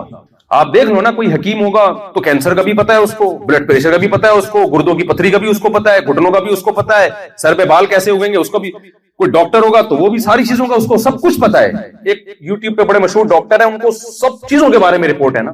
میں بڑا انسپائر تھا ان سے، بڑا سنتا تھا، میں نے کہا یار اس بندے کی ریسرچ، تو میں نے ایک ڈاکٹر ان سے بھی بڑے ان سے رابطہ کیے، انہوں نے کہا بھائی اس کو کسی چیز کا بھی کچھ بھی پتا نہیں، اس لیے کہ جس کو سب کچھ پتا ہے نا، اتنی عمر انسان کی نہیں ہے کہ وہ ہر شعبے میں اسپیشلسٹ بن جائے۔ کسی چیز میں اسپیشلائزیشن ہوتی ہے تو دوسری چیزوں میں نقص اور کمی پیدا ہو جاتی ہے۔ ہمارے ہاں دیکھیں جو ڈاکٹر ہے وہ قرآن کی تفسیر لکھ رہا ہے بیٹھ کے، ابے بھائی تیرا شعبہ میڈیکل سائنس ہے، قرآن کی تفسیر لکھنے کے لیے تو بہت گہرا علم چاہیے۔ اور جو مفسر ہے جو عالم مفتی ہے وہ لوگوں کو صحت کے ٹوٹکے بتا رہا ہوگا بیٹھ کے. مجھ سے اکثر لوگ جب کووڈ-19 آیا نا تو پوچھا کرتے تھے مفتی صاحب یہ کورونا جو ہے یہ اوریجنل ہے یا نہیں ہے؟ تو میں کہتا تھا میری فیلڈ کووڈ-19 یا کورونا نہیں ہے. وہ کہتے تھے مفتی صاحب ایک بہت بڑے بزرگ ہیں عالم ہیں انہوں نے کہا کہ سب ڈرامہ ہے. تو میں کہتا تھا میرے بھائی کورونا یہ بیماری ہے, یہ فیلڈ مفتیوں کی نہیں ہے, یہ فیلڈ کس کی ہے؟ ڈاکٹروں کی ہے. ساری دنیا کے سارے ڈاکٹر کہہ رہے ہیں کہ ڈرامہ نہیں ہے. یہ بے شک وہ وائرس کسی نے بنایا ہو نہیں بنایا ایک الگ ٹاپک ہے, لیکن وائرس ہے, بیمار ڈاکٹر مر رہے ہیں. کہ نہیں فلاں مفتی صاحب کہہ رہے ہیں. تو میں نے کہا پھر طلاق کا مسئلہ ڈاکٹروں سے پوچھا کرو, طلاق کے مسائل جا کے کاغا خان کے اسپیشلسٹ کے پاس جاؤ کہ میں نے بیوی کو یہ الفاظ بولے طلاق ہو گئی کہ نہیں ہو گئی. ڈاکٹر کہہ گا تیرا دماغ خراب ہو گیا, مجھ سے پوچھے گردے میں پتھری ہو گئی ہے کہ نہیں ہو گئی. تو بالکل یہی ایسے ہے جیسے گردے کے بارے میں آپ مفتیوں سے پوچھ رہے ہو اور مفتیوں کے بارے میں آپ کس سے پوچھ رہے ہو؟ ڈاکٹروں سے. تو یہ پاکستان میں ہے کہ الحمدللہ ہر شخص ہر فیلڈ میں کیا ہے؟ اسپیشلسٹ ہے. اس کے بغیر منجن بکتا نہیں ہے مارکیٹ میں. تو میں آپ سے یہ عرض کر رہا ہوں, بس یہ بات کو جلدی سے سمیٹ کے ختم کرتا ہوں کہ دیکھو عقل اتنی پاورفل نہیں ہے کہ سب کچھ آپ کو کون بتائے گا؟ عقل بتائے گی. تو آپ کو کہیں نہ کہیں ایک اسلام نے احسان ہم پر کیا کیا ہے, نہ تو یہ کہا کہ عقل استعمال نہ کرو, کیونکہ دنیا میں جو مذہبی لوگ ہوتے ہیں اکثر عقل لیس ہوتے ہیں. وہ جتنے بھی مذاہب آپ دیکھ لو وہ عقل کا بالکل استعمال نہیں کرتے.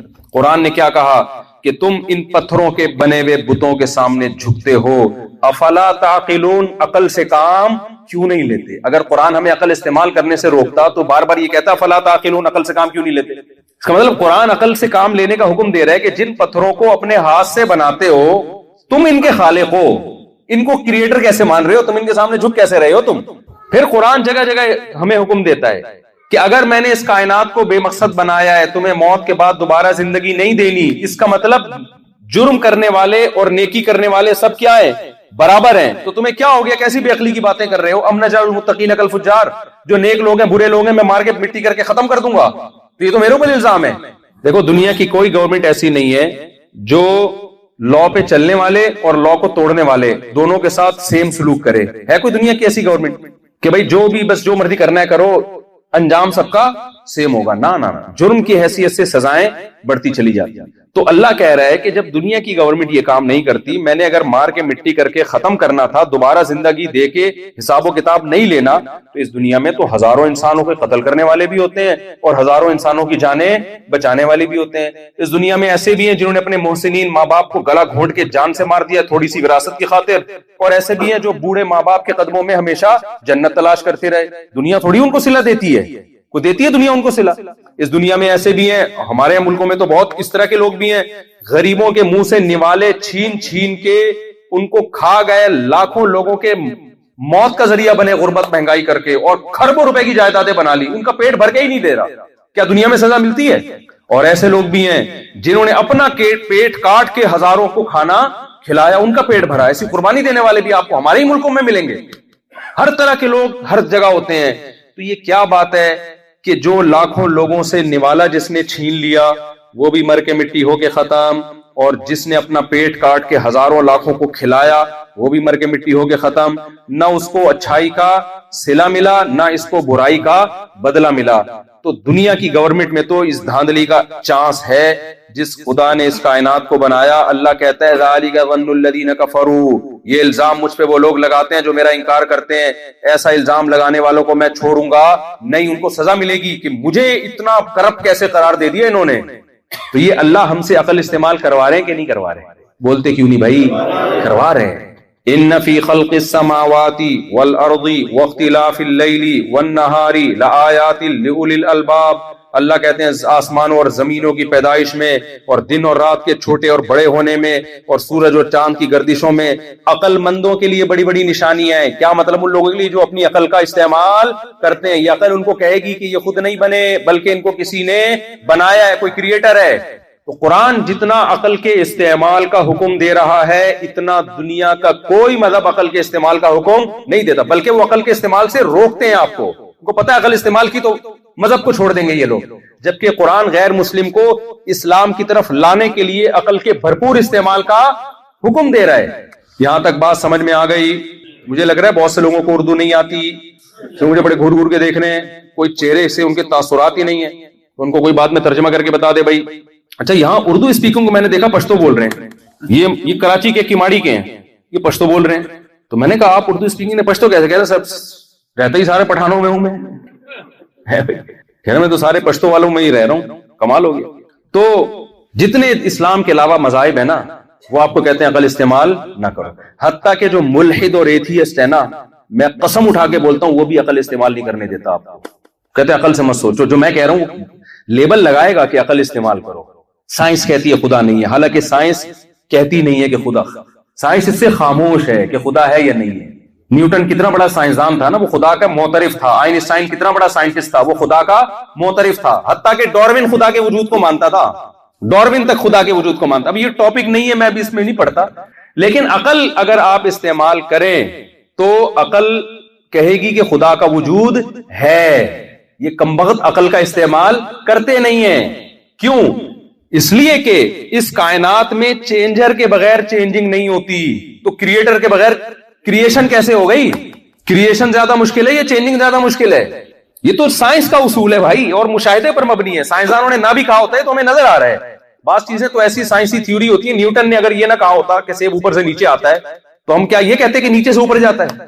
بولتے کیوں نہیں یار, ایک تو آپ لوگ بہت, جاپان کے لوگ ٹھنڈے میٹھے بہت ہیں نا, ٹھنڈے میٹھے بہت ہیں. یہاں آپ کو بھی ٹھنڈ پہ گئی ہے آپ لوگوں میں, یاد بہت ٹھنڈ, نہ لڑتے ہو نہ گالیاں دیتے ہو, پتہ نہیں کیا ہو گیا آپ لوگوں کے. ابھی تک کوئی گالی نہیں سنی میں. اس دن ان کا بڑا ہو رہا تھا ارشاد بھائی کا, تو یہ گالی اسکپ کر گئے, حالانکہ مجھے پتا تھا بہت زور کی گالی آ رہی ہے ان کو, فون پہ پھڈا ہو رہا تھا, لیکن جاپان کے تقدس میں گالی کیا کر گئے, اسکپ. ورنہ یہ پشاور میں ہوتے بنتی تھی, یہاں پہ بیچ میں ایک بنتی تھی, کراچی میں, پشاور میں ہوتے, پنجاب میں ہوتے تو 3 بنتی. تو بہت ٹھنڈے میٹھے ہو گئے آپ لوگ. تو اچھا ہے, ایسے ہی ہونا چاہیے بھائی, کیونکہ میں برائی میں نہیں کہہ رہا. تو چینجر کے بغیر چینجنگ نہیں ہو سکتی. تو کریشن کا عمل تو بھائی چینجنگ سے بڑا عمل ہے, وہ کریٹر کے بغیر کیسے ہو. اور وہ فضول قسم کا اشکال کہ جب اس کائنات کو کسی نے بنایا تو بنانے والے کو کس نے بنایا. بھائی وہ ہمیشہ سے ہے. ہم مادی چیزوں کے بارے میں تو بحث کر سکتے ہیں جو بنی ہوئی ہیں, ان کے تو ہم نے دیکھا ہے کہ ان میں چینجنگ چینجر کے بغیر نہیں ہو سکتی. کریٹر کوئی مادی چیز تھوڑی ہے, اس کا تو وہ ہماری عقل سے کیا ہے, بالا تر ہے. تو خیر, تو اسلام آپ کو کیا حکم دیتا ہے, جگہ جگہ عقل کو استعمال کرو. لیکن اسلام نے بھی بتایا کہ عقل ہے محدود, لا محدود چیزوں میں تمہیں گائیڈ نہیں. ہر چیز تمہاری کھوپڑی نہیں, کچھ میں بتاؤں گا تمہیں, کیونکہ میں تم سے زیادہ جاننے والا ہوں, میرا علم تم سے زیادہ ہے, میری صلاحیت لامحدود ہے. اس لیے اللہ کہتا ہے اگر انسانوں پہ چھوڑ دیتا نا کہ اچھے برے کا بھی ہر چیز میں خود سے فیصلہ کرو, تو وہی ہوتا جو ہو رہا ہے. وہ ایک مزاحیہ ایکٹر کا چٹکلا بچپن میں سنا تھا کہ بڑے کراچی کے کسی بڑے علاقے میں نا, پوش علاقے میں, ڈیفنس میں کسی کی میت ہو گئی. تو اب ذرا ایڈوانس قسم کے لوگ ہیں, تو لوگ گلوکاروں میں کسی کی میت ہوئی ہے, کسی گانے بجانے ڈانسر کی میت ہو گئی نا, تو سارے ڈانسر آئے ہوئے اور ناچ گا کے جو ہے نا وہ تعزیت کر رہے. تو مائیکل جیکسن بھی آیا اسی سلسلے میں, ایسی کسی نے چٹکلا بچپن میں سنا تھا. تو مائیکل جیکسن بھی نا بڑا, وہ تو الگ ہی اسٹائل سے ناچتا ہے, وہ تو دیسی لوگ اس طرح سے ناچ سکتے ہی نہیں ہے. تو مائیکل جیکسن ناچ کے پوچھتا بھائی کیا ہوا تھا, یہ کیسے مر گیا؟ تو اس نے کہا تو وہی ہوا تھا جو تجھے ہو رہا ہے. اپنی جگہ ٹک کے کھڑا ہوا نہیں تھا, ہل رہا تھا, کڑائی میں گر گیا. وہی ہوا تھا جو کسے ہو رہا ہے, تجھے ہو رہا ہے. زیادہ ہل گیا تھا جو مرحوم ہے نا اس کی بات, تو کڑائی میں گر گیا تھا, مر گیا. اس لیے آرام سے بیٹھ جا, ورنہ یہ پاکستان ہے, یہاں ناچنا آسان کام, کڑائی میں گر جاتے ہیں لوگ ناچ کے. وہاں تو پورا ایک اسٹیج سجایا جاتا ہے نا امریکہ میں, کوئی گرے نہیں, کوئی یہ نہ ہو. ہمارے کیا بھروسہ ہے بھائی.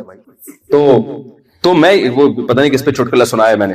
خیر, تو عقل کیا کرے گی بھائی, ایک حد تک آپ کو, جب آپ عقل کا اپنی اوقات سے زیادہ استعمال کرنا شروع کر دو گے, ہاں, تو وہی ہوگا جو سوسائٹی میں ہو رہا ہے. ہومو سیکسولیٹی کو لوگ کیا کریں گے, لیگل, جو جانور بھی جو کام نہیں کرتے. زنا پھیلے گا سوسائٹی میں, اور پھر فیملی پلاننگ والے اپنی عقل استعمال کر کے آپ کو بولیں گے بچے روکو, غربت مہنگائی بڑھ رہی ہے. پھر وہی ہوگا کہ آپ بڑھاپے میں کتے لے کے گھومو گے اپنی تنہائی کو دور کرنے کے لیے. چچا, ماموں, خالہ, پھپھی, لوگ مجھ سے, یہ سیکولر طبقہ پاکستان میں اشکال کرتا ہے کہ بھائی ہم بچے ختم کرنے کا تھوڑی کہہ رہے ہیں کہ کتے پالے ہیں. ہم کہہ رہے ہیں بچے اتنے نہیں, یہ 16 غلط ہے. اب میرے بارے میں رپورٹ یہ ہے کہ 16 بچے ہیں نا, تو یہ غلط ہے. یہ کیا, یہ تکیہ نوسی, یہ غربت مہنگائی. پاکستان کی آبادی 24 کروڑ ہونے والی ہے, 2030 میں 30 کروڑ ہو جائے گی, کہاں سے کھائیں گے, کہاں سے کھلاؤ گے ان کو؟ یہ وہ عقل ہے جو اپنی لمٹ کو کیا کر رہی ہے, کراس, اور کم بخت استعمال بھی صحیح نہیں ہو رہی. کسی بھی علاقے میں جب یہ کہا جاتا ہے نا آبادی زیادہ ہے, دیکھو کسی گھر میں کسی ہال میں افراد زیادہ ہے, کیا مطلب؟ ہال کی لمبائی پہلے آپ نے کی ہوئی ہو, چوڑائی آپ کے پاس ہو, وہ کیلکولیشن ہو, پھر آپ بولو کہ اس میں افراد, ایک بڑے ہال میں 100 افراد کم ہیں, ایک چھوٹے کمرے میں 50 افراد بھی زیادہ ہیں, تو یہ عجیب بات ہے. 24 کروڑ اور 30 کروڑ, پہلے آپ وسائل تو ناپو, اسپیس تو بتاؤ. بلوچستان ہی اتنا بڑا ہے نا پاکستان میں کہ پورا ملک اکیلے بلوچستان میں بھی اتنا مزے سے سما سکتا ہے کہ اکیلا بلوچستان پورے پاکستان کو پال سکتا ہے. اسپیس اتنی, اور وسائل کتنے ہیں. وہ ایک ہمارے سپریم کورٹ کے جج کا بیان آیا کہ کتنے لاکھ گیلن پانی زمین سے روزانہ نکل رہا ہے, پانی جو ہے نا کم ہو رہا ہے. میں نے کہا یار یہ عجیب کیلکولیشن ہے, پہلے یہ بتاؤ جا کتنا رہا ہے, کتنا گیلن جا رہا ہے اور کتنا اس میں سے نکل رہا ہے. ایک جگہ اگر پانی کی سطح کم ہو رہی ہے تو دوسری جگہ کیا ہو رہی ہے, بڑھ رہی ہے. یہ اوٹ پٹانگ قسم کی تو کیلکولیشن ہے. تو جب عقل اللہ کی مرضی کے خلاف استعمال ہوتی ہے نا, قرآن نے کیا نسل روکنے کا حکم, غربت مہنگائی کے خوف سے ہمیں نسل روکنے سے قرآن نے منع کیا. قرآن نے کہا نحن نرزقکم, یہ کیلکولیشن میری ہے. قدر فیہا اقواتہا, زمین بنانے سے پہلے میں نے, قدرہ کا مطلب مینجمنٹ کر چکا ہوں کہ کتنے انسان دنیا میں آ سکتے ہیں, کتنی سپیڈ سے آبادی بڑھے گی. قدر کہتے ہیں مینجمنٹ کو عربی میں. یہ ساری مینجمنٹ کیلکولیشن اللہ پہلے سے ایسے, دیکھو جو خود بخود کہتے ہیں نا پیدا ہو گیا, وہ تو ڈرتے رہیں گے. جو کہہ رہے ہیں خود نہیں ہو رہا بھائی, اللہ کا ایک نظام ہے اور پوری کیلکولیشن پہلے سے طے شدہ ہے. اللہ کو پتا تھا ایک دن زمین میں پیٹرول بھی دریافت ہوگا, ڈیزل بھی. اگر ہم 300 سال پہلے آبادی کی گروتھ کو اور اس ریشو کو دیکھیں تو آج انسان کو قحط سے ہلاک ہو کے ختم ہو جانا چاہیے, کیونکہ گدھے گھوڑوں پہ سفر ہوتا. تو اللہ کے علم میں پہلے سے ہے کہ جب آبادی بڑھے گی تو زمین بھی کھدے گی اور زمین سے ڈیزل پیٹرول کے کنویں نکلیں گے. پھر جب پیٹرول ختم ہونا شروع ہوگا تو سولر پلیٹیں ایجاد ہو جائیں گی. تو سب کچھ اللہ کو پتا ہے, یہ کیسے آپ پہلے سے فیصلہ کر سکتے ہو؟ تو عقل غلط استعمال کی تو آج اس کے اثرات اس سوسائٹی میں دیکھ لو. اتنے اچھے ہو کے بھی بڑھاپا کیسے گزر رہا ہے. جب انسان کو افراد چاہیے, اصل میں تو آپ کو جوانی میں بندے نہیں چاہیے, اصل میں چاہیے بڑھاپے میں. تو ہمارے غریب ملکوں کا جو بوڑھا آدمی ہے, خدا کی قسم وہ زیادہ مزے کی زندگی گزار رہا ہوتا ہے, اور پڑھے لکھے علاقوں کا جو بوڑھا آدمی ہے اس کی زندگی ایسی کی تیسی ہو چکی ہوتی ہے اس کی زندگی کی. کیوں؟ اس نے اپنی عقل کو اللہ کی عقل سے آگے بڑھانے کی کوشش کی ہے. میں جو شادیوں کی رٹ لگا رہا ہوں نا, وجہ کیا ہے؟ غیر مسلم اور ہمارا جو مسلمانوں میں سیکولر طبقہ ہے وہ اسلام کی دعوت سے 180 ڈگری پر ہے. وہ کہتا ہے دیر سے نکاح کرو, بچے بھی کتنے, ایک یا دو. اور جو اور آگے لبرلزم میں گئے ہوئے ہیں, سیکولرزم میں گئے ہیں, وہ کہتے ہیں کرو ہی نہیں شادی, ٹینشن. اسلام بالکل اس کے کیا ہے, بالکل اپوزٹ. کیونکہ اسلام اس بیس ہی کو غلط قرار دیتا ہے کہ اس سے غربت بڑھے گی, مہنگائی بڑھے گی اور تمہاری ٹینشنیں بڑھے گی. اسلام کیونکہ دین فطرت ہے, اسلام نے کیا کہا, جعل لکم من انفسکم ازواجا لتسکنوا الیہا, اللہ نے مرد کی جنس عورت پیدا کی تاکہ دونوں کے ملاپ سے اس کو سکون حاصل ہو. تو اللہ نے بتا دیا عورت ٹینشن کا ذریعہ نہیں ہے بلکہ سکون کا ذریعہ ہے. تو مرد بنتا ہے بالغ ہونے کے بعد, عورت بنتی ہے بالغ ہونے کے بعد. تو مرد کو سکون کے لیے عورت بلوغت کے بعد چاہیے, 50 سال میں اس تکلف کی ضرورت نہیں ہے. تو دین فطرت ہے, اس لیے کہا بالغ ہوتے ہی شادی کر دو اس کی. اور بتایا کہ غیر مسلم کہیں گے یہ ٹینشن ہے, اللہ کیا کہہ رہا ہے, ٹینشن نہیں ہے, لتسکنوا الیہا, تاکہ تمہیں بیوی سے کیا ملے, سکون. آپ دنیا میں دیکھ لو, شادیوں والے خودکشیاں کم کرتے ہیں اور وداؤٹ میرج رہنے والی قوموں میں خودکشیوں کا ریشو زیادہ ہے, حالانکہ وہ تو ٹینشن فری زندگی گزار رہے ہیں. عقل تو کہے گی کہ یار ایک شادی ہوگی تو ایک سالہ بھی ہوگا, فل ٹینشن, سسر بھی ہوگا فل ٹینشن, اور ساس ٹینشن کا دوسرا نام ہے. آپ ڈکشنری میں دیکھیں تو ٹینشن از اکول ٹو, یا آگے ترجمے میں ساس لکھا ہوا ہوگا. عقل تو وہ عقل جو اللہ رسول کی تعلیمات کے خلاف جو ہے نا وہ زیادہ فری ہونے کی کوشش کر رہی ہے, اپنی اوقات سے باہر نکل رہی ہے, وہ عقل تو یہی کہتی ہے. لیکن حقیقت یہ ہے کہ جن قوموں میں زیادہ نکاح کا رواج, بر وقت شادیوں کا رواج, خدا کی قسم وہ خوش ہیں, وہ غربت مہنگائی میں بھی خوش ہیں. کیوں؟ انسان صدیوں پہلے جو اس کی مینٹلی صحت کے لیے جو چیزیں ضروری تھیں, صدیوں بعد بھی اور آج سے 1000 سال بعد بھی وہی چیزیں اس کو مینٹلی طور پر مینٹلی ہیلتھ کا ذریعہ بنیں گی. اس میں بیوی بھی ہے اور بچے بھی ہیں. میں جاپان کب سے گھوم رہا ہوں, 3-4 دن ہو گئے مجھے گھومتے ہوئے. میں نے آج اپنی بچی کی, میرے گھر والوں نے تھوڑی سی ویڈیو بھیجی, خدا کی قسم اس کو دیکھ کے جو مزہ آیا نا 3-4 دنوں میں جاپان میں, اب تک مجھے آیا بہت مزہ, لیکن وہ مزہ نہیں آیا. اس نے کیا کیا ہوا تھا میری بچی نے, چھوٹی بچی نے, وہ نہیں ہوتا کفگیر, گلاس کو اوپر رکھ کے نا مائک بنایا ہوا ہے اس نے, ایک ڈنڈی لی ہوئی ہے, وہ بھی ڈنڈی بھی نہیں, کچن سے جا کے بڑا چمچ نکالا, چمچ کے اوپر رکھا گلاس, وہ بن گیا مائک, اس میں نظم پڑ رہی ہے. کتا یہ کر سکتا ہے؟ بولو نا یار, نہیں کر سکتا. تو جو نیچرل ہے میرے بھائی وہ کیا ہے؟ وہ نیچرل ہے, اس کا آلٹرنیٹ کسی کے پاس نہیں ہے. تو اسلام آپ کو نیچر پہ زنا سے روکتا ہے. زنا میں وقتی خوشی ہے, لیکن انسان اسٹریس اور ڈپریشن میں لڑکیاں بدلنے کا شوق پیدا ہو جاتا ہے, گھریلو لائف کی ایسی کی تیسی ہو جاتی ہے اس کی. جو محبت بیوی کو ملنا چاہیے جب وہ تقسیم ہو کے لاکھوں میں جائے گی, کسی کو بھی نہیں ملے گی, پھر وہ تو محبت لیس ہو جائے گا. سمجھتے ہو کہ نہیں سمجھتے ہو؟ اولاد ہے, پوتے نواسے ہیں. جعل لکم من انفسکم ازواجا وجعل لکم من ازواجکم بنین وحفدا. یہاں جاپان میں لوگ رو رہے ہیں کہ بچے نہیں ہیں, اور اللہ پوتے نواسوں کا بھی تذکرہ کر رہا ہے قرآن میں, کہ اس نے تمہاری جنس کی بیویاں پیدا کی, پھر ان بیویوں سے تمہیں اولاد دی, پھر اولادوں سے اولاد دی. تو اللہ دادا اور نانا تک کی نعمت کو قرآن میں بیان کر رہا ہے. تو یہ ممکن ہے دیر سے شادی, نانا بننے کی عمر میں جو بندہ شادی کر رہا ہے وہ یہ نعمت حاصل کرے گا؟ اور سمجھو, یہ جو فیملی پلاننگ والے کہتے ہیں اولاد ٹینشن ہے ٹینشن ہے ٹینشن ہے, اگر یہ ٹینشن ہوتی تو اللہ اس کو گفٹ نہ کہتے, پینلٹی کہتے. قرآن کیا کہتا ہے؟ یہب لمن یشاء اناسا, جس کو چاہتا ہوں بیٹیاں ہبا کرتا ہوں. ہبا آپ گوگل پہ لکھیں, انگلش میں ترجمہ آئے گا گفٹ, اردو میں آئے گا تحفہ. اللہ کہتا ہے جس کو چاہتا ہوں بیٹیاں تحفے میں دیتا ہوں, جس کو چاہتا ہوں بیٹے تحفے میں دیتا ہوں, جس کو چاہتا ہوں بیٹیاں اور بیٹے دونوں کیا کر دیتا ہوں, گفٹ. تو اولاد گفٹ جتنا زیادہ ملے اچھا ہے یا کم ملے اچھا ہے؟ لوگ ایک بات مجھ سے کہتے ہیں کہ یہ کیا بچے پیدا کرتے چلے جاؤ, بچے پیدا کرتے چلے جاؤ. میں یہ بچوں پہ اس لیے کر رہا ہوں کہ ہمارا سیکولر طبقہ جو ہے نا, دیندار مذہبی جو مذہبی طبقہ ہے نا, وہ ہمارے سیکولر طبقے سے متاثر ہو گیا ہے, متاثر اپنی زندگیوں کو اپنے ہاتھوں سے تباہ کر رہے ہیں, کیونکہ اس سے بہت ساری چیزیں جڑی ہوئی ہیں. جو شادی شدہ آدمی, بال بچوں والا آدمی, وہ شراب کے قریب جاتے ہوئے 100 دفعہ سوچتا ہے, وہ زنا کے قریب جاتے ہوئے 100 دفعہ سوچتا ہے. وہ چاہتا ہے میں نمازی بنوں تاکہ میرے بچے نمازی بنے, وہ چاہتا ہے میں دین پہ چلوں تاکہ میرے بچے دین پہ. اگر آپ نے نکاح میں تاخیر کی, آپ شراب بھی پی سکتے ہو, آپ زنا, آپ کو کچھ ہے ہی نہیں نا جس کی تربیت آپ نے کرنی ہے. آپ مربی نہیں ہو, خود کیسے اپنی تربیت کرو گے؟ پھر آپ تنہائی میں گرل فرینڈ ہی بناؤ گے پھر میرے بھائی, پھر زنا کی طرف ہی جاؤ گے. ان اخلاقی برائیوں سے بچنے کے لیے ضروری ہے اپنا خاندان ہونا چاہیے, اور بغیر خاندان کے رہنا نیچرل نہیں ہے. خاندان میں رہنا کیا ہے؟ یہ نیچرل ہے. آپ کے بھائی ہونے چاہیے, آپ کے بچوں کے بہن بھائی ہونے چاہیے. ایک آدھ بچہ پیدا کرو, بچوں کو بہن بھائیوں سے آپ محروم کرو گے. تو اب کیا ہے, جو میں بات سمیٹ کے بس ختم کروں جلدی سے, کہ جب آپ نکاح کرتے ہیں, آپ کے اولاد ملتی ہے, آپ کو زندگی میں کیا ملتا ہے؟ سکون. کچھ ٹینشنیں ہوتی ہیں, وہ تو ہر نعمت میں. تو ایک صاحب مجھے کہنے لگے کہ یہ اتنے بچے بھیڑ بکریوں کی طرح پیدا, ان کی تربیت نہیں کرنی کیا؟ تو پہلے پلاننگ کرو. کیا کرو؟